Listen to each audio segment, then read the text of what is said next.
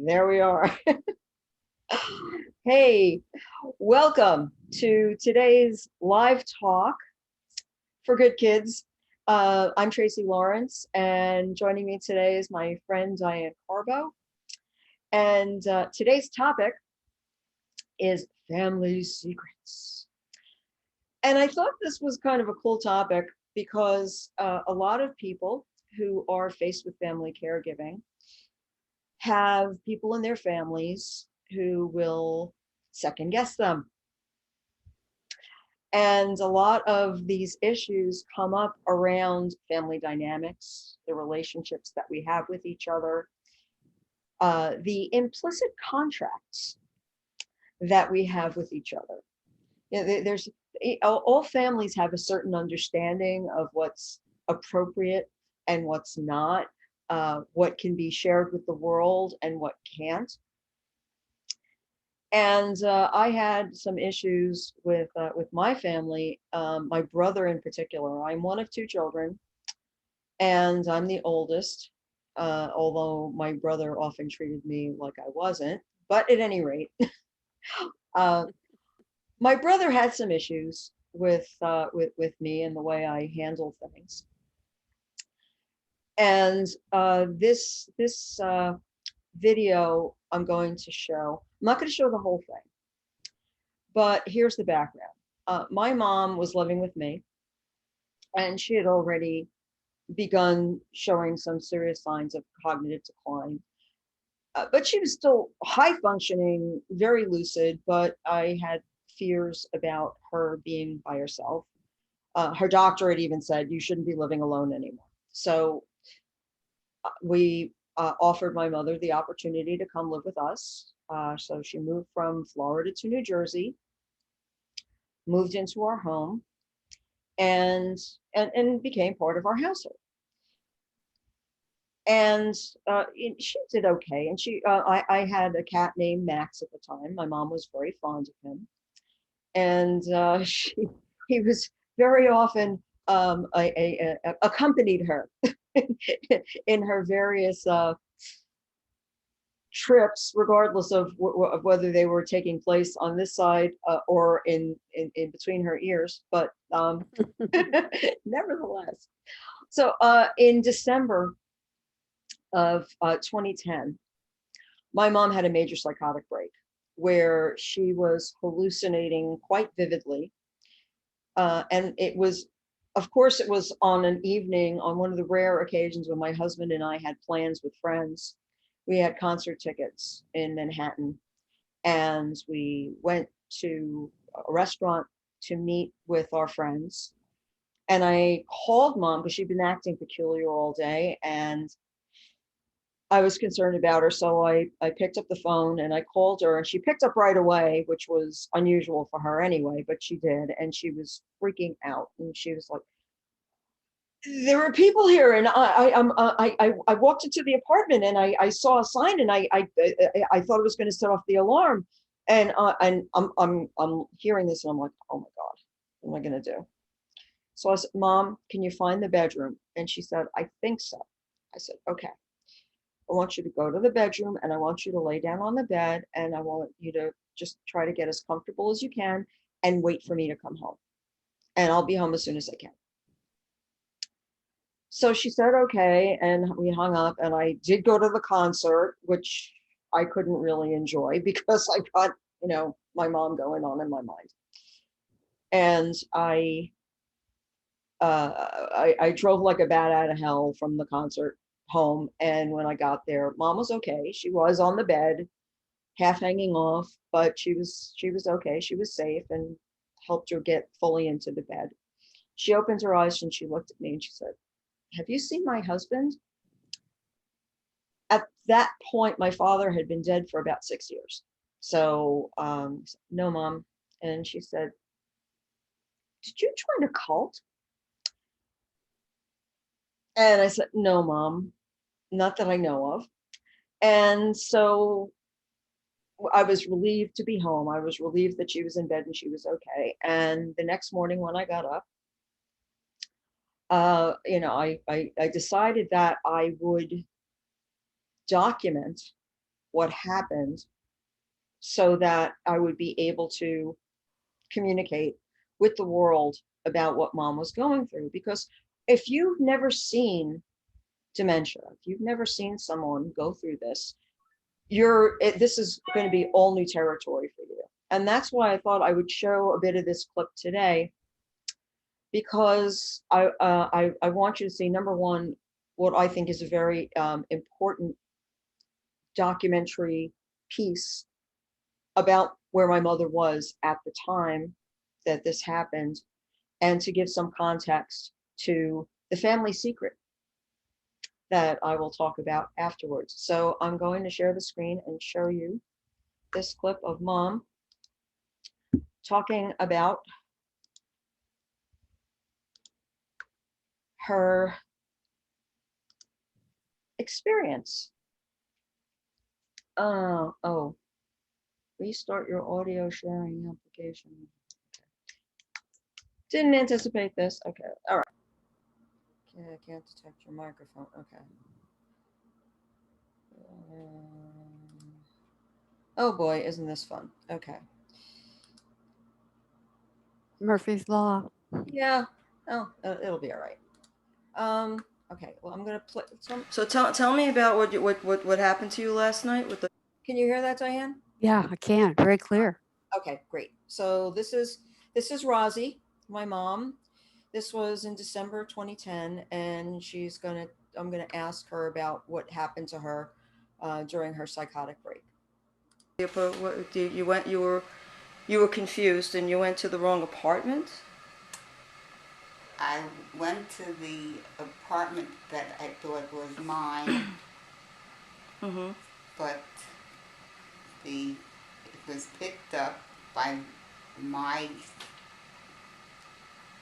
um, the setup, the setup of. And you said you saw a sign about an alarm. Yeah, it's in one of the foyers. Like I was going on the way out, and I said, "This isn't right." What can I tell you? What was you were afraid? You said you were afraid to trip the alarm. Yeah, because once you go in there, it resets itself. And where was that? It was in the adjusting apartment that has the offset and or onset of the. Oh, this is too much for me. Okay. You're telling me that there were a lot of people here last night. Here. Yeah. Were there people? You saw people here? Yeah. And Max was with you? No. Oh, because yesterday you told me Max stuck by your side. The cat. No? He stayed with me when we were going around in the switch off. Uh, the oh God. Did anybody call you about that or anything? No. But you said there were a lot of people here. Down here, I was told. Who told you? I don't know. There was a girl. There was a woman talking. Like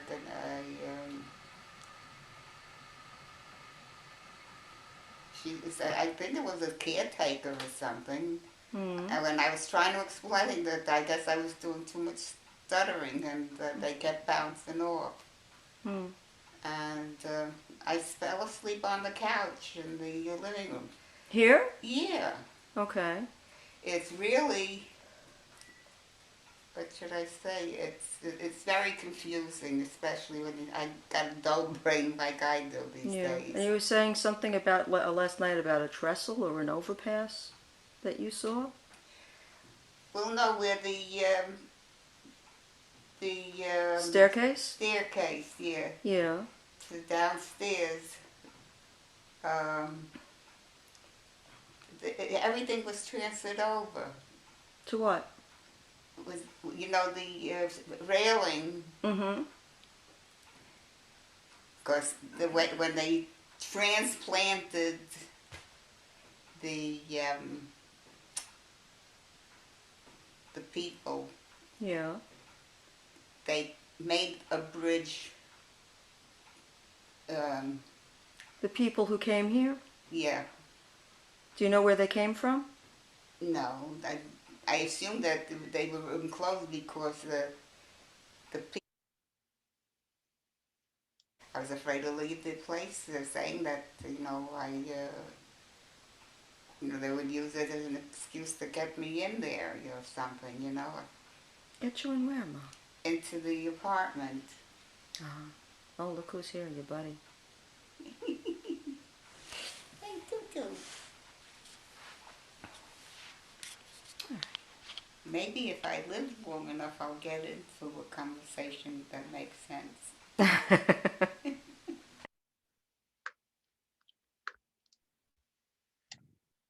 So God bless her. She's such a cutie.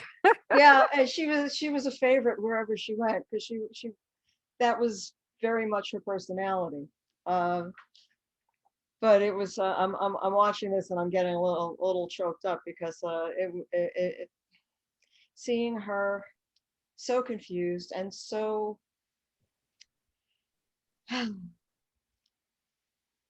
such a difficult point because in the beginning when people know that they're losing ground but they're still very much aware of how they were before, it's terrifying. It's such a an awful place to be. And I I felt it was important for people in my family to see this so that they understood what was going on with mom because you can't explain this to people. That you can't you can't just talk about it and have them comprehend it, particularly when they have no prior experience that prepares them for seeing this. So I did share it with my cousins and they did, I think it was they were appreciative. When my brother saw it, he freaked out. He was angry. He was, how dare you, and I was so rattled by his reaction. I had uploaded it to YouTube and I did it as a private link. I didn't, make it publicly available. I just, made it available to family members who would have the link. But I deleted it so that, there wouldn't be any further comment from him. But I realized that this wasn't about me or my mom. It was about him and his attitude about our family and how the family would reflect on him and how people would think of him. And so this ties into the topic of family secrets because there are so many things that families are uncomfortable talking about, or there are just things that are not to be made known outside of the family unit.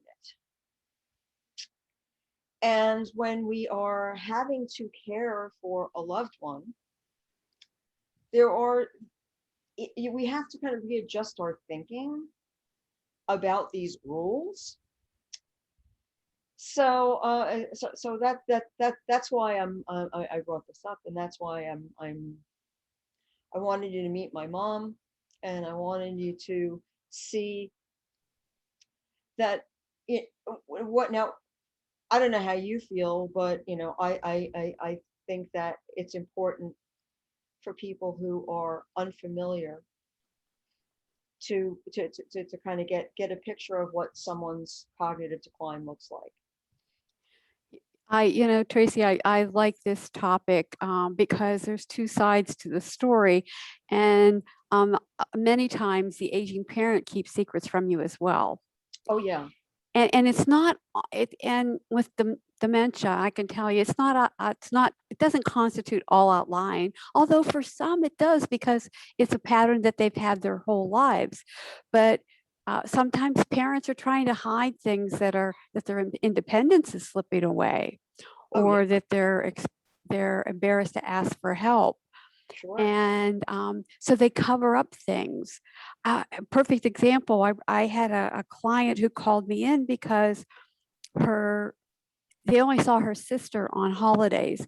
And it used to be they used to go to the sister's house. Well, because of many reasons over the years, the sister always made excuses to come there.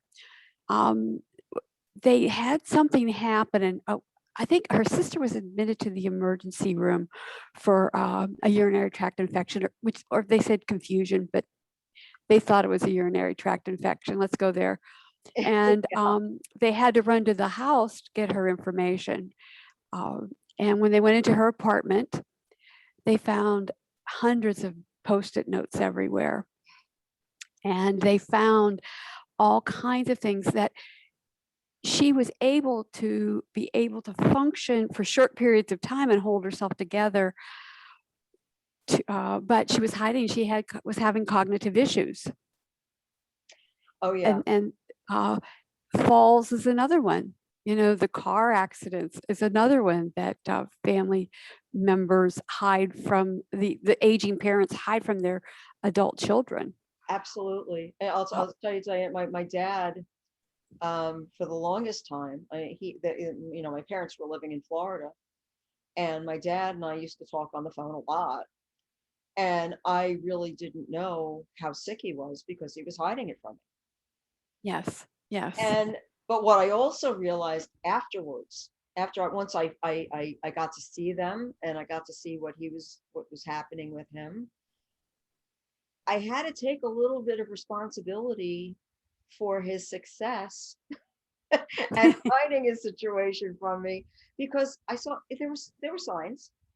Yeah. It's not like, but because they were in Florida and I'm in New Jersey, and there might be like a tip off, there might be repeating a story, there might be something that would kind of like say, it'll be a little red flag, but then you kind of discount it, like maybe it's just an isolated incident. You don't want Yes. to believe that it's that something desperate is really happening. Exactly. So it makes it easy, and again, it's part of the family dynamic, right? We got the bargain, Well, and I think it's a big one is finances. Family members hide the finances. I actually had a recent situation that I was involved in. I got a call from somebody who has a family member, and she's in her 80s, and she's always worried about money.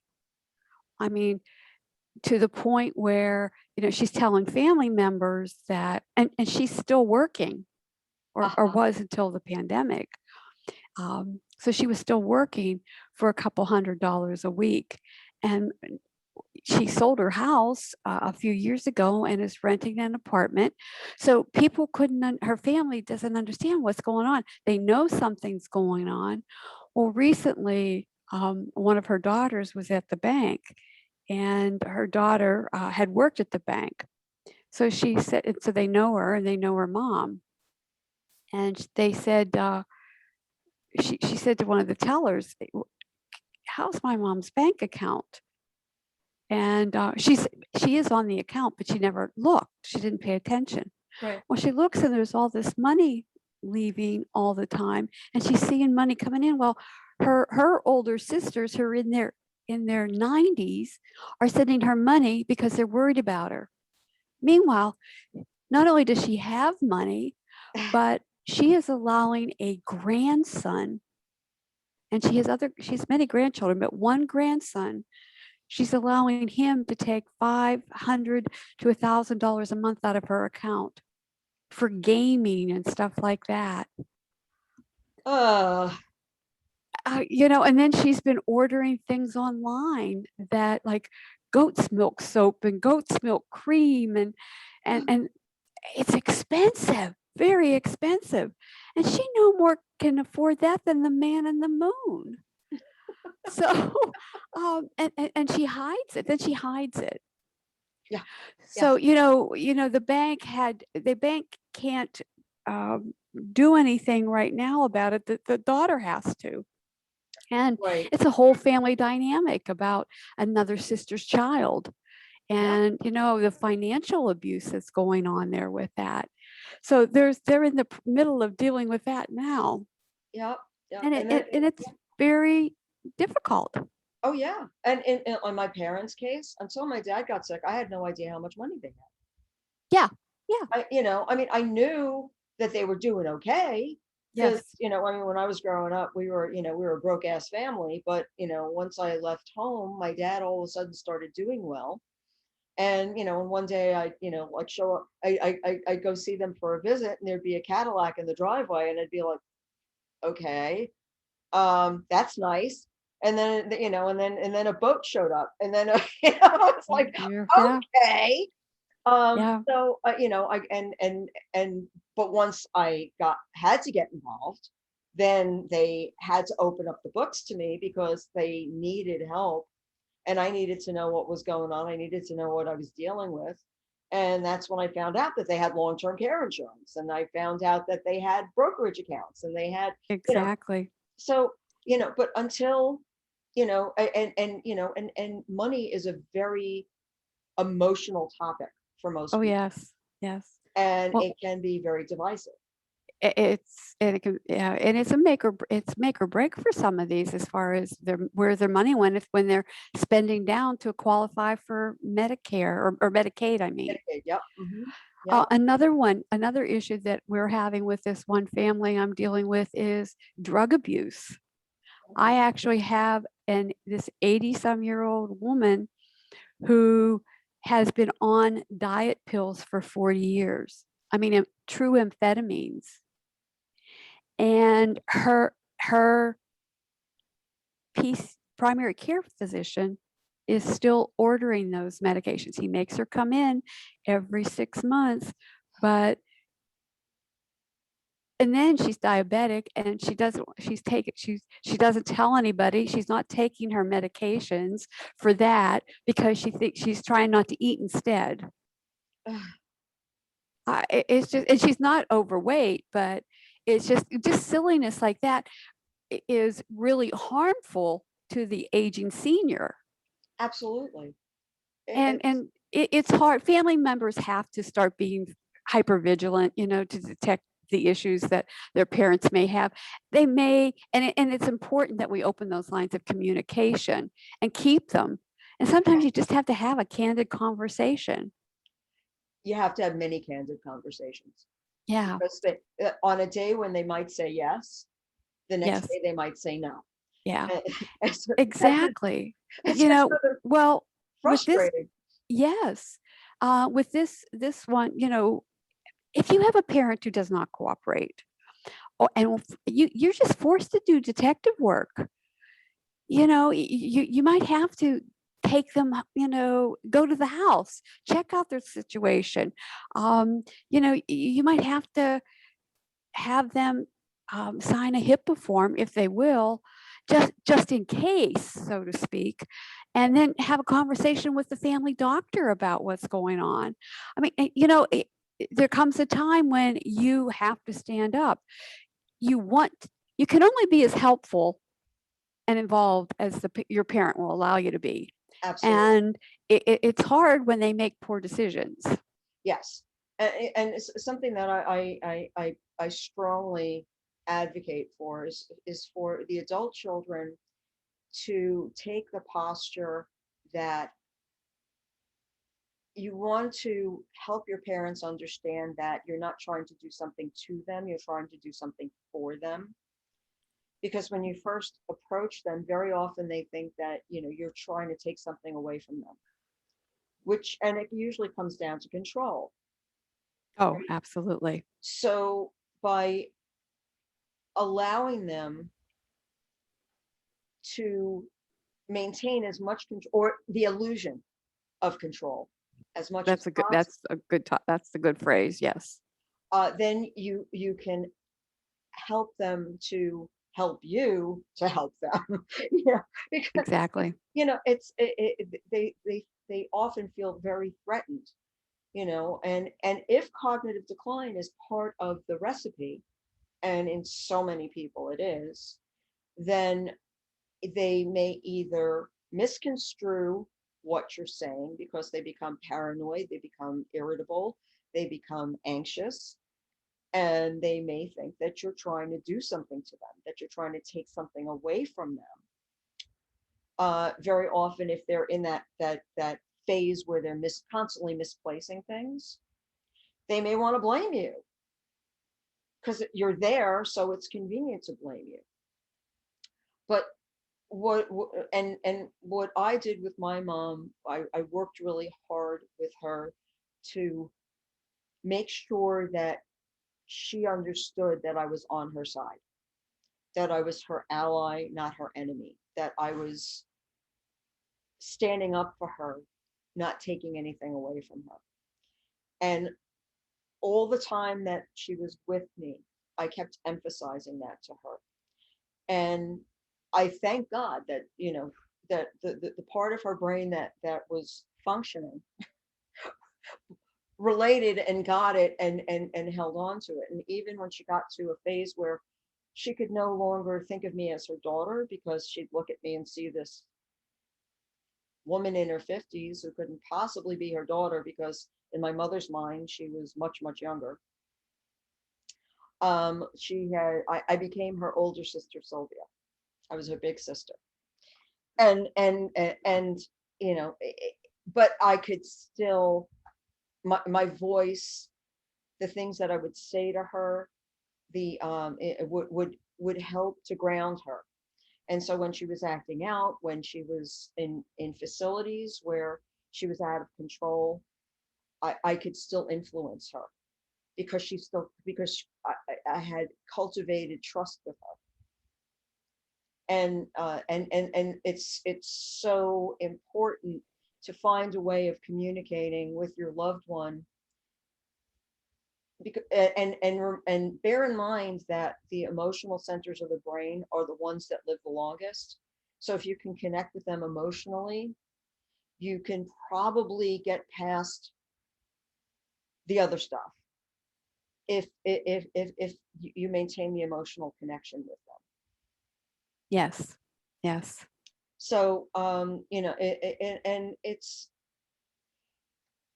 not easy.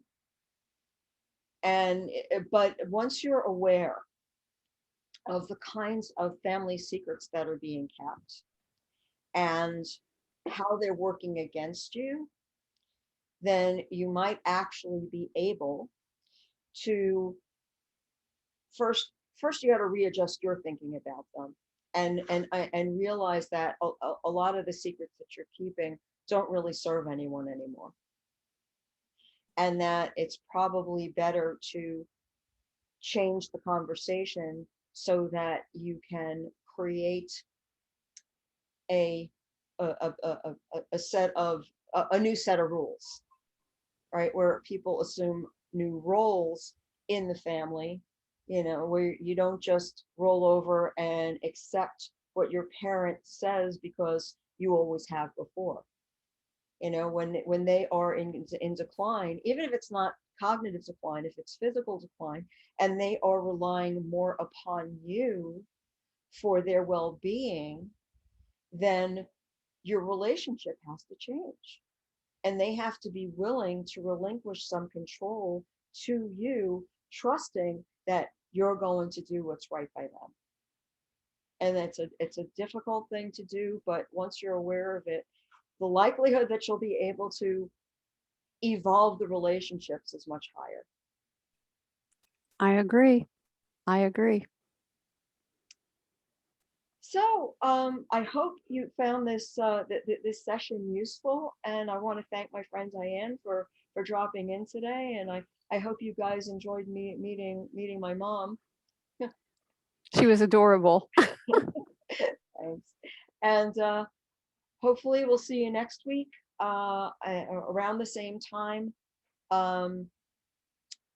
It may be a little earlier or a little later. I think I have a lunch date next week.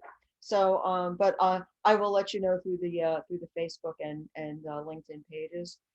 I want to wish everyone a very wonderful weekend, and take care. And I won't tell your secrets to anybody. Thanks. Thanks, Jim.